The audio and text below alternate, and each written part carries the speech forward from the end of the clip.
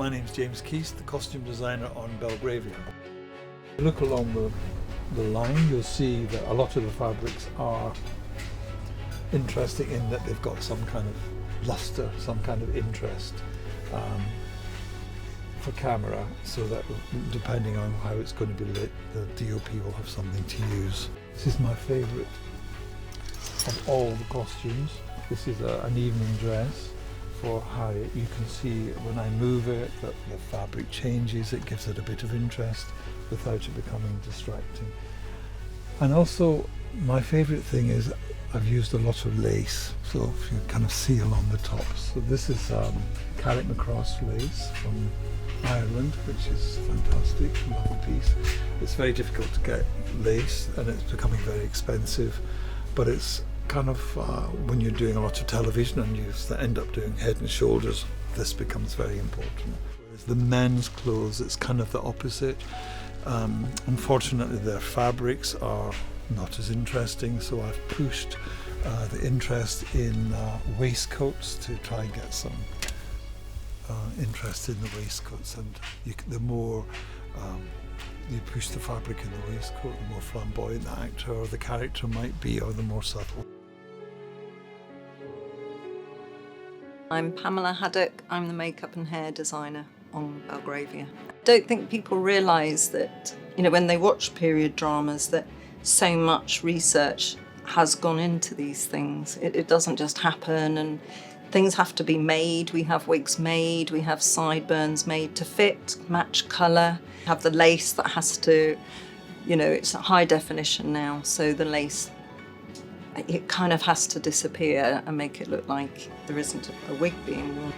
The period is middle parting and sweepy down sides, which not many people have. So we did have to use full wigs.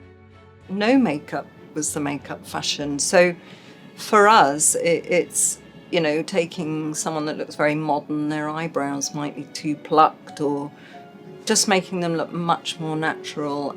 It ticks all those boxes for anyone that likes a sort of ringlet drama, as I call it. Great stories, they're intriguing, and the actors that have been cast have brought it all to life, and they look great. You've done their hair, you've done your best, costume have done everything, they're lit. You then rely on them, they've got to pull it off the page, and they certainly have on this. My name is Donald Woods. I'm the production designer on Belgravia. We had a meeting about Belgravia, and first he said was, where should we create Belgrave Square?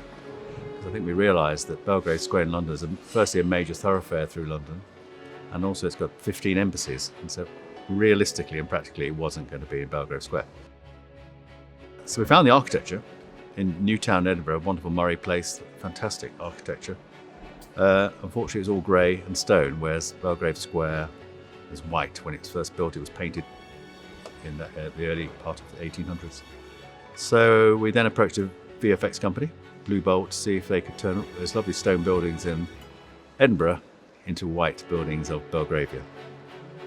It was finding those interiors that matched the grandness of the exteriors, but equally they had to feel like they were almost new. So the two houses we used as the interiors, Manderston House and Basildon House,